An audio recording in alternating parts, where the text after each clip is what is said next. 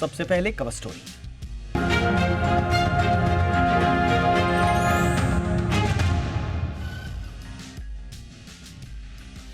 तो क्या टैरिफ को लेकर ट्रंप भारत पर कोई दबाव नहीं बना पा रहे हैं, तभी उन्होंने H-1B वीजा को बैसाखी बनाकर दबाव बनाने की एक कोशिश की, वो भी ऐसे समय में जब वाणिज्य मंत्री और विदेश मंत्री टैरिफ के अड़चनों को दूर करने के लिए अमेरिका में हैं। तो ट्रंप आखिर क्या चाहते हैं? अपने अजीबोगरीब फैसलों से वो क्या साबित करना चाहते हैं? वो हमारे पक्ष में है या नहीं है? इन मामलों में भारत का धैर्य और संतुलन तो ठीक है, बहुत दिनों से चल भी रहा है और भारत अपने घरेलू हितों को दरकिनार नहीं करेगा, ये हमारा फर्म बिलीफ और जो मैसेजिंग है वो भी हमने दे दी है अमेरिका को। तो ट्रंप के इन पैंतरों को कभी वो सॉफ्ट हो जाते हैं, कभी बड़ी हार्ड लाइंस ले लेते हैं, कभी हमें दोस्त बताते हैं, कभी हमें टैरिफ किंग बताते हैं। तो ये क्या चाहते हैं ट्रंप, किस दिशा में जा रहे हैं और हमें क्या कुछ करना होगा, कैसे समझें? इन तमाम बातों पर बातचीत करने के लिए हमारे साथ होंगे खास मेहमान। आप पहले ये रिपोर्ट देखिए।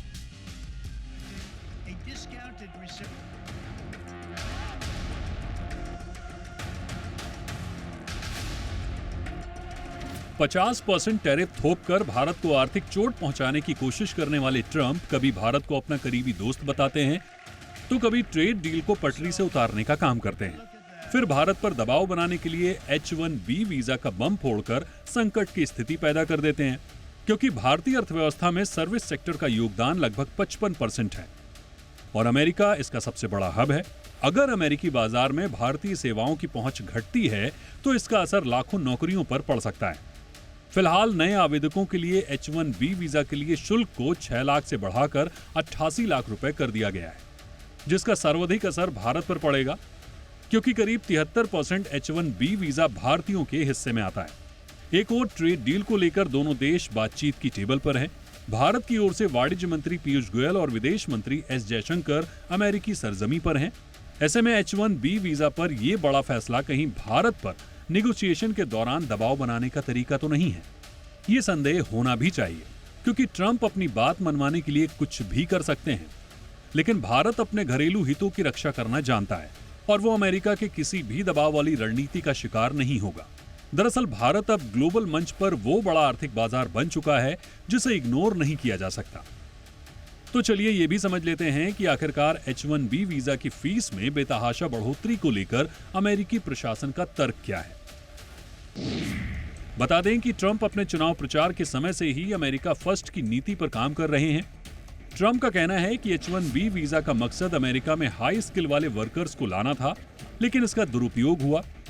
कंपनियों ने इस वीजा का इस्तेमाल कम सैलरी पर विदेशी पेशेवरों को लाकर अमेरिकी नागरिकों की जगह उन्हें नौकरी दी है। अब नए नियमों से अमेरिकी लोगों की नौकरी खतरे में नहीं पड़ेगी और सिर्फ हाई स्किल को ही अमेरिका आने का मौका मिलेगा। मगर बात फिर वहीं आकर ठहर जाती है, क्या ट्रंप के इन कवायदों से भारतीय पेशेवरों की ताकत ग्लोबल मंच पर कम होगी? कभी नहीं।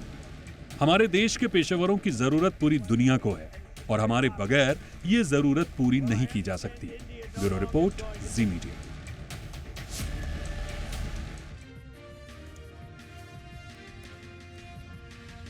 हमारे साथ खास मेहमान जुड़ चुके हैं।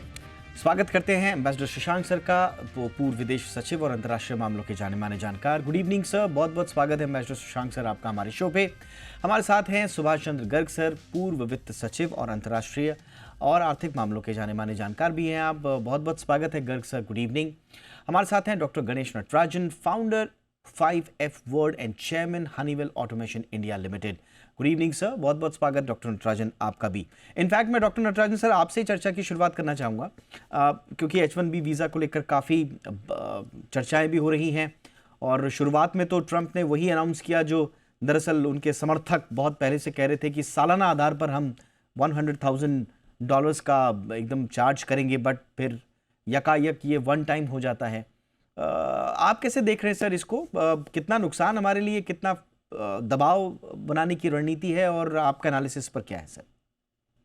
ये नुकसान तो कंपनियों को ज्यादा नहीं है, क्योंकि जैसे आपको मालूम है कि सेकुलर बेसिस पे पिछले 20 साल से आईटी इंडस्ट्री ऑफशोर की तरह ज्यादा बढ़ रही है। और अभी जो डिपेंडेंस है, अभी आप इंडिया कंपनीज या इंडिया सेंट्रिक कंपनीज को देखें, जैसे अभी नास्कॉम ने कहा पिछले साल शायद 10,000 लोग H-1B वीजा पे गए होंगे। तो अगर आप 60 लाख का इंडस्ट्री को देखें और 10,000 कहाँ देखें, तो उसमें ज्यादा कोई फर्क नहीं पड़ने वाला है। ये जरूर है कि जो मन में युवा युवतियों को है कि हम इंजीनियरिंग करेंगे और उसके बाद कोई कंपनी ज्वाइन करेंगे और 1-2 साल में अमेरिका जाएंगे, वो शायद जो अमेरिकन ड्रीम जिसे कहते हैं उसमें थोड़ा डाउट हो गया है, क्योंकि अभी कितने ऐसे कंपनीज होंगे जो $120,000 पर डॉलर पर ईयर सैलरी पे एक $100,000 का फी देंगे, वो कम ही होंगे। तो वो एक प्रॉब्लम है, बट कंपनीज के लिए मेरे ख्याल से कुछ खास फर्क नहीं पड़ने वाला है। थोड़ा बहुत प्रॉफिट डेंट तो होगा ही शॉर्ट टर्म में, मगर मीडियम टर्म में कोई प्रॉब्लम नहीं है। Alright sir. Mister Shashank sir, अब थोड़ा सा एनालिसिस करके बताइए कि अ, अमेरिका और ट्रम्प आखिर चाहते क्या है। हम खबरें सुनते हैं, ट्रम्प बड़े अच्छे अच्छे ट्वीट कर देते हैं, मोदी साहब को बर्थडे जब विश करते हैं तो कुछ ऐसे संकेत देते हैं कि वो बड़ी दोस्ती हो रही है, सब कुछ राह पर है। बीटीए के वो जल्द ही मुकम्मल हो जाने की के संकेत भी देते हैं और आशा भी व्यक्त करते हैं, और फिर पीछे इस तरह के ऐसे बातें कर देते हैं, चाबहार से हमारा प्रिविलेज खींच लिया, H1B वीज़ा पर ऐसा लग रहा है कि बहुत ज़्यादा टारगेट में इंडिया भी था। तो एग्जैक्टली सर आप क्या पढ़ पा रहे हैं, एग्जैक्टली अमेरिका चाहता क्या है सर? देखिए, अमेरिका के सामने कई सारे ध्येय हैं। हम्म। घरेलू नीति में तो उनके यहाँ ये ध्येय है कि जो उनका वोट बैंक है, हम्म। जो मागा सपोर्टर्स हैं उनके, जो अमेरिका को फिर से मोस्टली वो मिड वेस्ट में या और भी जगहों पे थोड़े कम पढ़े लिखे लोग जिनका अनएम्प्लॉयमेंट से जो जूझ रहे हैं, उनके वो उनको सपोर्ट करते हैं। और जिस तरीके से अमेरिका में जो आज की पॉलिसीज चली हैं और बीच में चीन ने भी झटके दिए हैं थोड़ा सा अमेरिकन एक्सपोर्ट्स को कम करके, तो उन लोगों में थोड़ा सा आक्रोश आया है ट्रम्प साहब के खिलाफ। तो उनको खुश करने के लिए आवश्यक है कि वो उनके लिए नए पढ़ाई के, नए स्किल डेवलपमेंट के रास्ते खोलें। और उन्होंने इस बात को अपनाया है कि ये H1B वीसाज जो हैं, ये हाई टेक लोगों को लाने के लिए करे गए थे। लेकिन एक समय था जब अमेरिका के पास कोई इस तरह के स्टेम वाले, यानी कि जो टेक्नोलॉजी या इकोनॉमिक्स या मैनेजमेंट वगैरह टाइप की चीज़ें, साइंस वगैरह के, वो पढ़ना नहीं चाहते थे, या तो पढ़ते ही नहीं थे या ह्यूमैनिटीज़ में जाना चाहते थे या कारोबार में लग जाते थे। तो मेरे ख्याल से उनको वो चाहते हैं कि अब बाहर से लोग आए, आए भी तो खाली हाई रिस्क लेवल रिसर्च वाले आए। तो मेरे ख्याल से ये तो उनका घरेलू जो उनकी कंपल्शंस हैं, उसको वो बहुत पूरे तरीके से चाहते हैं कि अपने 3 साल के कार्यकाल के दौरान भी जो बचा रह गया है, इसके अलावा एक लेगेसी टाइप का छोड़ के जाएंगे कि अमेरिका में जो है बहुत ही उन्होंने रेडिकल चेंज करा है। जो वाइट उनके वो हैं, बैकर्स हैं, उनको सबको एजुकेशन के लिए, स्किल डेवलपमेंट के लिए और नौकरियों के लिए एक रास्ता खोला है। दूसरी तरफ उनको ये मानना है कि अगले कुछ वर्षों के अंदर भारत, अमेरिका और चीन, ये 3 से सबसे बड़ी उभरती हुई आर्थिक शक्तियां बन जाएंगी। इसमें कौन कहाँ पहुंचेगा, तो उसमें अमेरिका चाहता है कि भारत और अमेरिका साथ में मिलके रहें और चीन को दबाव डालें। एक और चीज है कि रूस और यूक्रेन का जो युद्ध चल रहा है, रूस के ऊपर भी अमेरिका चाहता है कि भारत दबाव डाले, वहां से अपना तेल लेना बंद करे। तो एक तरीके से भारत को वो अपना सहयोगी मानते हैं, इसलिए दोस्ती की बार बार वो ताकीद करते हैं कि मेरे मोदी साहब बहुत अच्छे दोस्त हैं, इंडिया हमारा बहुत अच्छा मित्र है। लेकिन वो चाहते हैं मित्र है तो फिर हमारी बात माने।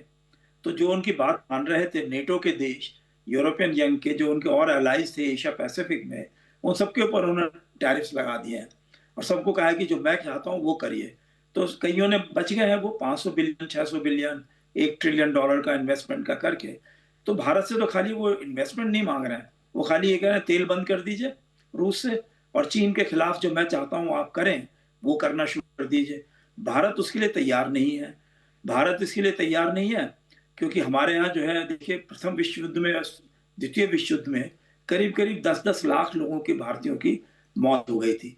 तो भारत का इसमें कोई इंटरेस्ट नहीं है कि औरों की लड़ाइयों के लिए वो जाके अपने 10-20 लाख लोगों को झोंक दे लड़ाई के मैदान में। तो इसलिए वो हमारे हित के लिए नहीं होती है बात। और जो भी सरकार ये बात करेगी, मैं समझता हूँ कि अगले चुनावों में वो हार जाएगी भारत के अंदर। फिर फाइनली बात चलती है कि वो कहते हैं साहब, चाहे चीन ने बंद कर दिया मिड वेस्ट से सोया वगैरह खरीदना, मक्का खरीदना, तो भारत खरीदे। आपके एथेनॉल बनता है तो आप हमारा मक्का लेके उससे एथेनॉल बनाइए, सोया लीजिए। हमारी कंपनी जो है, मोन्सांटो है, कारगिल है और कंपनियां हैं, उन्होंने तरह तरह के केमिकल्स लगा के वो बीटी क्रॉस बनाने की कोशिश करी है। तो जहाँ बीटी क्रॉप जहाँ जाती है तो वहाँ पे नॉन बीटी क्रॉप खत्म हो जाती है, और बीटी के लिए वो खाली बीज उन्हीं से लेना पड़ता है। तो एक तरीके से अमेरिका में तो सारा एग्रीकल्चर कमर्शलाइज हो चुका है। भारत में भी वो यही चाहते हैं, और चाहते ये भी हैं कि क्योंकि भारत दोस्त है अमेरिका का, तो इसलिए भारत में जो है अमेरिकन कंपनीज का वर्चस्व होना चाहिए, और भारतीय कंपनियां जो हैं वो उनके पार्टनर बने, लेकिन जूनियर पार्टनर्स। क्योंकि अब अमेरिका को कई बार यह भी लगता है कि भारत कहीं ऐसा तो नहीं है कि नंबर वन बनना चाहता है। कहता चीन है कि चीन नंबर वन बन जाएगा 2049 में, लेकिन चीन खाली बात करता है मैन्युफैक्चरिंग की, चीन खाली बात करता है साइंटिफिक टेक्निकल डिफेंस अपने जो है प्रोग्रेस बढ़ाने की।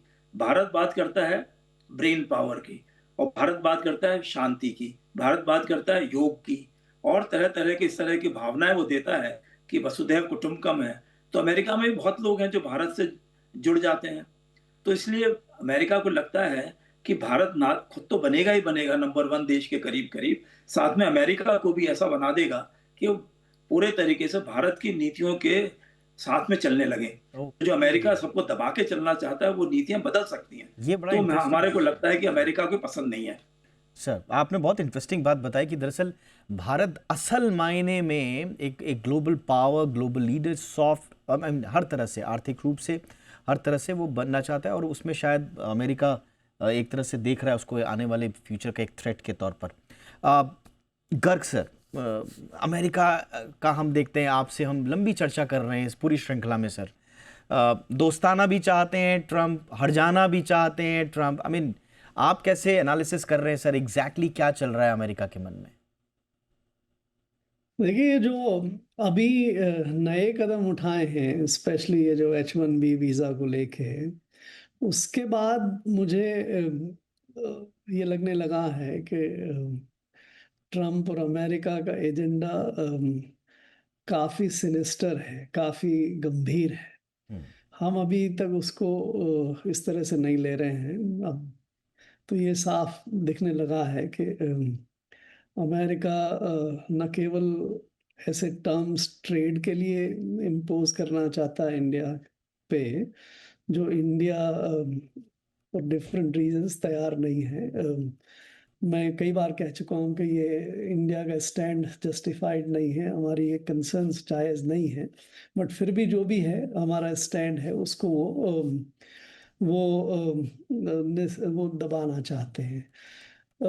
बड़ी विकट सी स्थिति है कि देश के कॉमर्स मिनिस्टर वहाँ पे नेगोशिएशन करने जाने वाले हैं, उसके एक दिन पहले या उसी दिन तकरीबन आप ये जो H1B वीज़ा वाला बहुत बड़ा डिसीजन है, हम इसके इम्प्लीकेशंस को अभी ढंग से समझ नहीं रहे हैं। देखिए, हमारा इसकी चेन शुरू होती है, हमारे स्टूडेंट्स जो अमेरिका में पढ़ने जाते हैं, वो पढ़ने इसलिए जाते हैं कि उनके बाद उनको वहाँ पे जॉब मिल जाएगा, जॉब मिलने के बाद H1B वीज़ा मिल जाएगा, H1B वीज़ा के बाद वो कुछ समय बाद, कुछ सालों बाद वहाँ पे ग्रीन कार्ड वगैरह ले लेंगे। ये ट्रेन बनाने के लिए लोग जाते हैं। आज भी अमेरिका में करीब 1.2 मिलियन H1B वीज़ा वाले लोग, इंडियंस जो हैं, वो वेट कर रहे हैं कि उनको ग्रीन कार्ड मिले। सो ये जो कदम उठाया है, उससे इसके बेसिस पे बेसिक चोट लगती है। अब आप पूछिए लोगों से आज के दिन कि अब अगले साल से स्टूडेंट्स कितने वहाँ पे अमेरिका जाएंगे पढ़ने के लिए, क्यों जाएंगे? इतना भारी पैसा खर्च करके आप अमेरिका में पढ़िए, और फिर उसके बाद नौकरी की सर्टेनिटी नहीं है वहाँ पे, और नौकरी कौन देगा? क्योंकि $1 लाख अगर वीज़ा फीस ही देनी है तो कोई, बहुत कम लोग जो हैं वो वहाँ पे नौकरी देंगे। तो आप जड़ पे ही काट रहे हैं, और एजेंडा बिल्कुल साफ नजर आ रहा है कि भाई इंडियंस जो हैं, आप इनके कई लोगों के, लौरा के इनके बयान देखिए, वो they are targeting Indians now very clearly कि भाई we don't want these Indians now here, right? So ये उसकी दिशा में एक कदम है। आप ने ये भी सुना होगा कि एक और वहाँ पे बिल इंट्रोड्यूस हुआ है जिसको हायर एक्ट कहते हैं, halting international relocation of employment act. उसमें ये प्रावधान है कि जो आउटसोर्सिंग करेंगे अमेरिकन काम को इंडिया को या दूसरे कंट्रीज को, तो उस आउटसोर्स वर्क पे वो 25% से 40% तक टैक्स लगा देंगे, मेकिंग यानी अब वो जीसीसीज को टारगेट करेंगे सर नेक्स्ट? एग्जैक्टली जीसीसीज को, ऑफशोरिंग जिसको हम कहते हैं, या हमारे यहाँ से जो हम सर्विसेज प्रोवाइड करते हैं, हमें अंदाज़ा होना चाहिए कि हमारा कितना भारी इकोनॉमिक इंटरेस्ट वहाँ पे है। हमारे आईटी एक्सपोर्ट्स का 55% अमेरिका जाता है। हम हर साल तकरीबन 25 से 30 बिलियन डॉलर हमारे रेमिटेंसेस में यहाँ आते हैं। तो ये अगर इसकी जड़ खोद रहे हैं, और अगर इस मेरे ख्याल से वो देखना चाहते हैं कि भाई ये H1B वीज़ा और ट्रम्प ये टैरिफ करने के बाद क्या हिंदुस्तान हमसे डील करने के लिए तैयार है, हमारे साथ सौदा करने के लिए तैयार है या नहीं है। अगर ऐसा रहता है कि हम फिर भी नहीं करने के लिए तैयार हैं, हम डिसाइड कर सकते हैं, सॉवरेन कंट्रीज हैं, नहीं डिसाइड कर सकते कि नहीं करेंगे तो नहीं करेंगे, लेकिन उसके जो कॉन्सिक्वेंस है, अगर ये नेक्स्ट स्टेप हायरिंग वाला हायर एक्ट जो है वो भी आ जाता है, तो फिर आप देखिए ये जो अमेरिकन ड्रीम तो बच्चों का है, लेकिन अमेरिकन्स के साथ जो हमारा बिजनेस एंगेजमेंट हो रहा है, जो तकरीबन हमारी 5 से 7% जीडीपी को अफेक्ट करता है, इसकी स्टोरी खराब होने वाली है। हमें इसको सीरियसली लेना चाहिए। एब्सोल्युटली। डॉक्टर नटराजन सर, अब कई लोग अब ये कह रहे हैं कि साहब H1B वीज़ा से हो सकता है कि जो एंट्री लेवल जॉब्स हैं और जो नॉन अनस्किल्ड जो फ्रेशर्स हैं, ग्रेजुएट्स हैं, जो कि लॉटरी वाले सिस्टम से जाते थे, कई बार ऐसा होता था कि भारत के जो रियल टैलेंट है उनको भी मौका नहीं मिलता था अमेरिका में, क्योंकि हर कोई जाके वहाँ पे लॉटरी में वो कर देता था। और अब ऐसा कहा जा रहा है कि कम से कम जो रियल टैलेंट है उसको मौका मिलेगा। बट लोग जो कह रहे हैं कि साहब भारत में हमारे जीसीसीज, ऑफशोरिंग, इस पे हमारे को मौके मिलेंगे, जैसा अभी गर्ग सर ने कहा, अगर ये हायरिंग एक्ट आ जाता है वहाँ पे और ट्रम्प का नेक्स्ट स्टेप जीसीसीज को टारगेट करना होता है, तो ये कितनी बड़ी चिंता सर हमारे लिए होगी? चिंता तो है ही, मगर आपको ये भी देखना चाहिए, जैसे गर्ग साहब ने कहा कि ये एक प्रोग्रेसिव स्टेप है कि अभी आगे बढ़ते हुए अमेरिका फॉर अमेरिकन, जैसे make America great again, American jobs, वो सब तो बहुत जरूरी उनके लिए लग रहा है। और हमारे लिए अगर आप देखें तो जो बिजनेस मॉडल है, जैसे जीसीसीज का मॉडल या ऑफशोर आउटसोर्सिंग का मॉडल या प्लेसमेंट इन अमेरिका का मॉडल, वो शिफ्ट होते जा रहा है। 1980s 1990s में काफी हद तक लोगों को प्लेस करना ही मेन मॉडल था। अभी वो मॉडल बहुत कम है, क्योंकि most companies are doing primarily offshore work और जीसीसी को भी सपोर्ट करते हैं। अब मुझे लगता नहीं है कि ये हायर एक्ट जो आपने बात की है वो पास हो सकता है, क्योंकि बोथ इन कांग्रेस वोट के लिए बहुत मुश्किल से आएगा, और वोट हुआ तो भी सेनेट में 60% उनको अप्रूवल चाहिए होगा, तो वो शायद होगा नहीं। तो मेरे ख्याल से इतना डरने की भी ज्यादा बात नहीं है, क्योंकि जो लोग जाना ही चाहते हैं और उनकी जरूरत है, मतलब टेक्निकल, उनके लिए $100,000 वन टाइम कंपनी देगी, या खुद की कंपनी देगी या क्लाइंट देगा। और जो इंजीनियरिंग करके, जैसे मैंने पहले कहा था, इंजीनियरिंग करके 2 साल बाद जाना चाहते हैं, उनके लिए शायद दरवाजे बंद हो जाएंगे। और अमेरिका में भी काफी टैलेंट है, इंडियन कंपनीज ने काफी सेंटर्स खोली हुई हैं जहां बहुत इंडियंस और अमेरिकन हायर किए जा सकते हैं। तो लोकल हायरिंग से ही American jobs will be fulfilled, और जो ऑफशोर आउटसोर्सिंग होगा वो तो चलते रहेगा। और मेरे ख्याल से 2-3 साल में और भी बढ़ जाएगा, क्योंकि लोगों को लगेगा कि लोगों को शिफ्ट करने की बजाय हम यहाँ जो इंडिया में हो सकता है वो करें, और जो अमेरिका में काम कर सकता है वो अमेरिकन टैलेंट के साथ करें। बट क्विकली नटराजन सर, देखिए आप जैसे कह रहे हैं कि हमें डरने की जरूरत नहीं, बट देखिए रियलिटी में ट्रम्प की जो नीतियां हैं वो मूर्त रूप में धरातल पर उतर पाएंगी, नहीं उतर पाएंगी, उसको तो टैरिफ को लेकर भी अभी बहुत सारी चीज़ें हैं, वहाँ की लीगल हर्डल्स भी हैं ट्रम्प के सामने। लेकिन ट्रम्प एक के बाद एक हर चीज़ को बड़ा सरपास करते जा रहे हैं। बट जो मेन जो कंसर्न है हमारे लिए वो इंटेंट, क्या इंटेंट्स को लेकर हमें चिंता की बात नहीं होनी चाहिए। हल्का सा भी ट्रम्प अनाउंसमेंट कर देते हैं, आप देखिए कि आईटी कंपनीज में किस तरह से हड़कंप मचा, एम्प्लॉयज़ में, वो तो सफाई नहीं देते तो कुछ अलग ही हो जाता। तो ये जो इंटेंट वो दिखा रहे हैं और बड़ा स्पष्ट सा है कि वो भारत विरोधी है, तो क्या ये चिंता की बात नहीं है सर? नहीं नहीं, मेरे ख्याल से आप ज्यादा पढ़ रहे हैं उसमें, क्योंकि मुझे नहीं लगता है कि ट्रम्प साहब भारत विरोधी हैं या चाइना विरोधी है या कोई विरोधी है, क्योंकि उन वो he is very pro America. और उनकी जो इलेक्शन हुई है इट इज बिकॉज, जैसे सर ने कहा कि द मिडिल अमेरिका जो सॉलिड रेड है, मतलब रिपब्लिकन स्टेट्स हैं, उनको तो यही चाहिए कि हमारे बच्चों के लिए अच्छा जॉब मिले, आप बाहर से इमिग्रेशन करके लोगों को मत लेके आइए। और ये जो आपने H1B का देखा है, क्योंकि अभी तो फिलहाल तो 1 साल के लिए वैलिड है, और 1 साल बाद शायद वो एक्ट भी बन सकता है या बिल पास हो सकती है या फिर एक्सटेंड हो सकता है। वो इसीलिए वो कर रहे हैं कि हमें जो इलेक्ट किया है इलेक्टोरेट ने, वो इसके लिए किया है, और हमें जो भी स्टेप्स करना चाहिए जिससे कि अमेरिकन जॉब्स अमेरिकन को मिले। जिसका मतलब ये नहीं है कि वो एंटी इंडिया है, कि वो तो ट्रेड वाला तो उनका तो नेगोशिएटिंग स्टाइल ही है। But I don't link H1B announcement with the tariff announcement, क्योंकि वो नेगोशिएटिंग चार्टर नहीं है। वो उनका बेसिक प्रपोजल यही है कि हम अमेरिका को अमेरिकन के लिए कैसे मजबूत बनाएं। ओके, बिल्कुल सर।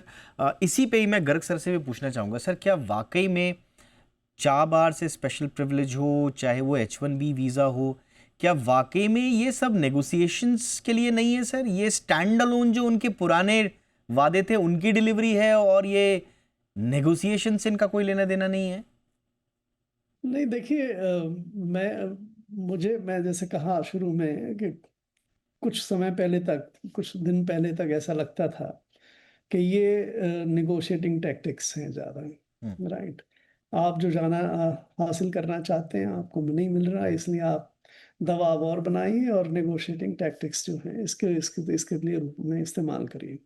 बट जो इवेंट्स जितने एक साथ हो रहे हैं, यू मेंशन चाबहार, फेंटनिल पे भी कुछ हुआ, फिर ये हुआ, H1B भी हुआ। बाय द वे, आप ये नोट करिए कि वहाँ पे लेजिस्लेटिव एक्शन जो है वो नहीं हो पा रहा है। इवन टैरिफ सारे लेजिस्लेचर के काम में है। हायर एक्ट भी लेजिस्लेचर में इंट्रोड्यूस हुआ है। रशिया से इंपोर्ट करने के लिए वो जो बिल था 500% तक टैरिफ लगाने का, वो भी वहाँ पे कांग्रेस में इंट्रोड्यूस हुआ था। लेकिन ट्रम्प अपनी जो एक इनके हाथ में आ गया है, सही गलत, कि नेशनल सिक्योरिटी के नाम पे आप कुछ भी कर दीजिए। ये मुझे अब सरप्राइज नहीं करेगा कि अगर ज़रूरत पड़ी तो ट्रम्प हायर एक्ट के जो प्रोविजन है वो क्या है, वो सिर्फ इतना ही तो है कि जो भी आउटसोर्सिंग हो रही है उस पे हम 25 से 40% टैक्स लगा देंगे। इसको एग्जीक्यूटिव ऑर्डर के रूप में जारी करने में क्या देर लगती है, उसको कोई देर नहीं लगती है अगर ये डिसाइड होता है तो। एक ये पता नहीं हमारे देश में इस चीज़ पे या तो ये ब्रेवेडो है, या ये हम इसका पूरे इम्प्लीकेशंस को एनालाइज नहीं कर रहे हैं। आई मस्ट से कि हमें इसके पूरे इम्प्लीकेशंस को एनालाइज करना चाहिए, इसके लॉन्ग टर्म इम्प्लीकेशंस को देखना चाहिए। उसके बाद भी अगर हमें लगता है कि ये जो कॉस्ट है या जो कॉन्सिक्वेंस होने वाले हैं वो हम सहन करने के लिए तैयार हैं, क्योंकि हम बाकी जो चीज़ नहीं करना चाहते वो नहीं करेंगे। उसकी कॉस्ट हमारे लिए पॉलिटिकल या अदरवाइज इकोनॉमिक वो ज़्यादा है। तो आप और हम मेरे ख्याल से अगर इसको हल्के में लेते हैं तो मेरे ख्याल से बड़ी गलती कर रहे हैं। एब्सोल्युटली। और यही वजह है कि डीप डाउन ये समझने की कोशिश की जा रही है कि अमेरिका दरअसल दोस्ती का ये जो अभी रिकैलिब्रेशन हुआ है, उसके साथ साथ जो हमारे ऊपर जो बातें हो रही हैं भारत के विरोध में, ये दीपक दोस्ती तो दिखावा है, हाँ, पाखंड है, उसके पीछे मत जाइए। हाँ, दोस्ती क्या होती है दो देशों के बीच में? कोई दोस्ती नहीं होती, सबके इंटरेस्ट हैं। हम ये दोस्ती के नाम पे आप कह रहे हैं सर कि ट्रम्प दरअसल करना वही चाहते जो पहले करते थे, वो पहले मुंह पे बोल देते थे, अब वो थोड़ा दोस्ती ट्वीट एक आध दो ये कर दे रहे हैं, बस दैट्स इट। ठीक, पाखंड है। ओके, ठीक है। नटराजन वो सर, दीपक ट्रम्प साहब का स्टाइल है, उस पर मत जाइए। हाँ, आप थोड़ा सा एलैबोरेट करिए सर। नहीं मतलब वो उनका स्टाइल है कि अब कभी ये बोलेंगे कभी वो बोलेंगे, ट्रूथ सोशल पे कुछ पोस्ट करेंगे, he is kind of keeping you of guard कि आप कभी उसको प्रिडिक्ट नहीं कर सकेंगे क्या उनका स्टाइल होगा। और जो गर्ग साहब बोल रहे हो बिल्कुल सही है, हमें डीप एनालिसिस करनी चाहिए, सोचना चाहिए कि हमारे लिए क्या इम्प्लीकेशन हो सकता है, हम क्या कर सकते हैं। बट नटराजन सर, मतलब आप जो कह रहे हैं सर, बहुत सारे लोगों के यही आर्गुमेंट है कि आप ये मत सोचिए कि वो हमारे खिलाफ जा रहे हैं, एक्चुअली उनका स्टाइल ही है। बट सर, इंटरनेशनल द्विपक्षीय संबंधों में जब से हमने पढ़ाई वढ़ाई शुरू करी है, आप लोग तो बहुत ज़्यादा अनुभव है, आपका एक्सपोजर बहुत ज़्यादा है सर। बट अगर एक हेड ऑफ द स्टेट अगर कोई स्टेटमेंट कह रहा है, हम कैसे उसके पीछे के शब्दों को समझने की कोशिश करें और उसने जो मुंह पे कहा है उसको इग्नोर कर दें। आई मीन पोटस कह रहा है अगर, तो हम कैसे करें कि नहीं नहीं ये वो नहीं कह रहे हैं और दरअसल इनके तो दिल में कुछ और है हमारे लिए। कैसे इसको माने सर हम? मैंने कहा ना, दिल में उनके किसी के लिए कुछ नहीं है, और गर्ग साहब ने मेरे ख्याल से वही कहा था। हाँ। दिल में वो यही चाहते हैं कि हमें हमें हमें जो इलेक्ट्रेट ने वोट किया है वो अमेरिका को ग्रेट बनाने के लिए है, अमेरिकन के लिए जॉब्स दिलाने के लिए है, और वही मैं करूंगा।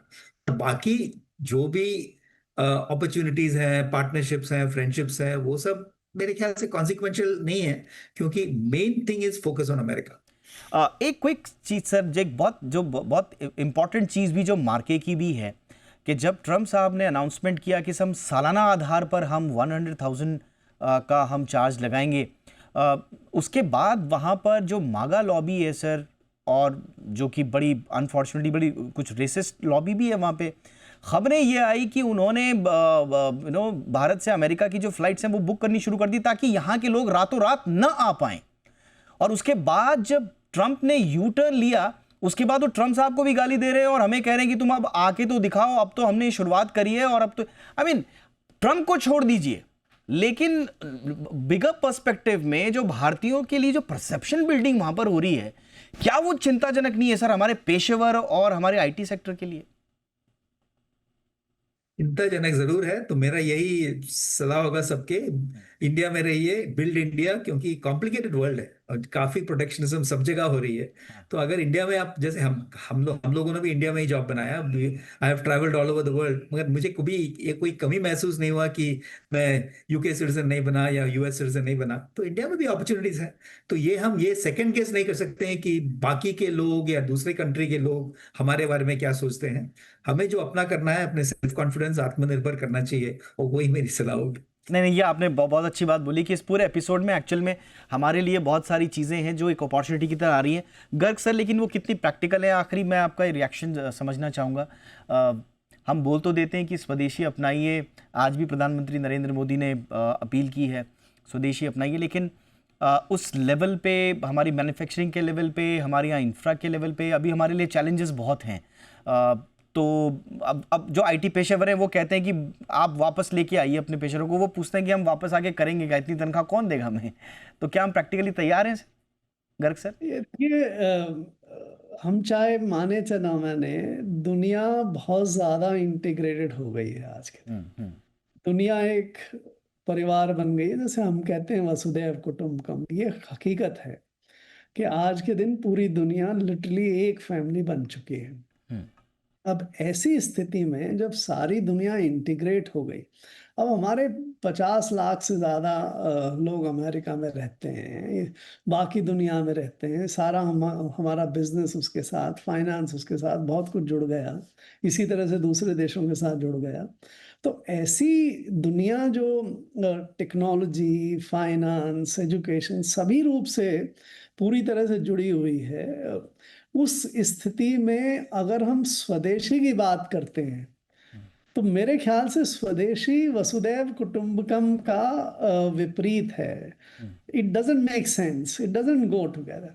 आप कभी जरा सोचिए कि आप अगर आज कोई भी चीज़, आप जिस चैनल पे अभी हम बात कर रहे हैं, हम जूम के जरिए बात कर रहे हैं, ये जूम विदेशी है। ये मेरे पास जो मशीन जिसमें कंप्यूटर पे मैं बात कर रहा हूँ आपके साथ, वो विदेशी है। टेलीफोन जो मेरे पास है वो विदेशी है। आप क्या चीज़ ऐसी है, केवल कुछ खाने की चीज़, और खाने में भी आज पिज्ज़ा विदेशी है, आपका ज़्यादातर चीज़ें आप जो खा रहे हैं वो भी विदेशी है। ऐसी स्थिति में क्या चीज़ है जो स्वदेशी है? बट सॉरी सर, बट छोटा सा एक इंटरप्शन, जो कि कहा जाता है कि भाई विदेशी अगर है तो विदेशों में कहा यह जाता है कि विदेशों में सारी जो चीजें बन रही हैं, अगर मैं सिर्फ आईटी इंडस्ट्री का ही एग्जांपल दूं, जो टॉप 10 अमेरिका में कहा जा रहा है कि जो प्रभावित होंगी H1B वीजा से, उसमें सिर्फ एक भारतीय, 9 विदेशी हैं, लेकिन जो कामगार हैं उसमें वो सारे के सारे भारतीय हैं। तो अगर ये भारतीय Exactly. विदेशी चीजों को बनाने वाले भारतीय अगर हमारे पास वापस आ जाएं तो ये हमारे लिए अच्छा नहीं होगा सर? ये तो मैं आपसे कई बार कह चुका हूँ कि ये एक बड़ी बेकार नोशन है कि हमारा ब्रेन ड्रेन हो रहा है। बाहर जो गए हैं हिंदुस्तानी, उन्होंने हिंदुस्तान की बहुत बड़ी सेवा की है, हर तरीके से सेवा की है। हमारा जो बैलेंस ऑफ पेमेंट, हमारी सब चीज़ों को उन्होंने संभाला है। अगर और हिंदुस्तान में इतना टैलेंट है कि जो लोग चले गए हैं थोड़े से, उसके बावजूद भी यहाँ टैलेंट की कोई कमी नहीं है। अगर बाहर से टैलेंट आके यहाँ करेगा तो जो हिंदुस्तानी टैलेंट जो कर रहा है उसमें कोई वृद्धि होने वाली नहीं है। आने से कोई फर्क नहीं पड़ेगा, बल्कि हम जो एक्सपोर्ट रेमिटेंसेस जो आमदनी कमाते हैं वो सब खत्म हो जाएगा। ओके। हमें इस चीज पे बिल्कुल भी तवज्जो नहीं देनी चाहिए Yes, sir. कि यहाँ पे आके वो हमारे लिए हमारे देश को आत्मनिर्भर बना देंगे या उद्धार कर। Absolutely, on that interesting note, अब ये तो ऐसी चर्चा हो गई सर कि इस पे बहुत डीप एनालिसिस चाहिए भी। गणेश सर, क्विकली आपका कोई रिएक्शन सर? नहीं नहीं, बिल्कुल गर्ग साहब बिल्कुल सही कह रहे हैं। एक इंटीग्रेटेड वर्ल्ड है अभी, एक इसका कोई सवाल नहीं है। और जो भी बाहर जाता है, काम करता है, सेटल होता है, वो वैल्यू ऐड करता है, कोई डाउट ही नहीं है। Indian remittances have been so good. मैं यही कह रहा हूँ कि आप खुश रहें जहां भी आपको मौका मिले, चाहे वो इंडिया में मिले, अमेरिका में मिले, यूरोप में मिले, साउथ ईस्ट एशिया में, अपना करियर बनाएं। ऐसा कोई सोच के नहीं चलना है कि अरे मैं सिर्फ अमेरिका जाना चाहता था और वो नहीं हो रहा है। तो वो अगर आप नहीं सोचेंगे ना, तो मेरे ख्याल से जो भारत के युवा युवती हैं उनको खुशी से जिंदगी बिताने के बहुत बड़े मौके मिलेंगे। सर, खुश तो रहना चाहते हैं युवक युवतियां, खुश रहने कौन देता है? यहाँ की नीतियां खुश रहने नहीं देती, वहाँ जाते तो वहाँ की नीतियां खुश नहीं रहने देती। एक आम युवा जो अपने अच्छे बेहतर करियर के लिए काम करना चाहता है, भले ही वो इस देश में हो किसी देश में हो, और मैं तो कहता हूँ कि ज़्यादातर लोग अपने देश में ही रहना चाहते हैं, बाहर जाकर वो एक करियर का एक वो ढूंढना चाहते हैं। बट एनीवे, ये अलग बहस हो जाएगी। बट उम्मीद करते हैं कि कम से कम एक क्लैरिटी मिले कि अमेरिका चाहता क्या है। अभी तो इतनी लेयर्स हैं कि आधे घंटे 20 मिनट की चर्चा में शायद उन पर साफ स्थिति में पा पाना बड़ा मुश्किल है। बट फिर भी वस्तु स्थिति कुछ क्लियर हुई होगी हमारे दर्शकों के लिए। इसके लिए आप दोनों का बहुत बहुत धन्यवाद। एम्बेसडर शशांक सर भी हमारे साथ जुड़े थे यूएस से ही, तो उनका भी बहुत बहुत धन्यवाद। Natarajan sir, thank you so much sir for time. Garg sir, बहुत बहुत धन्यवाद आपके समय के लिए। एक ब्रेक के लिए रुकते हैं। ये थी हमारी कवर स्टोरी।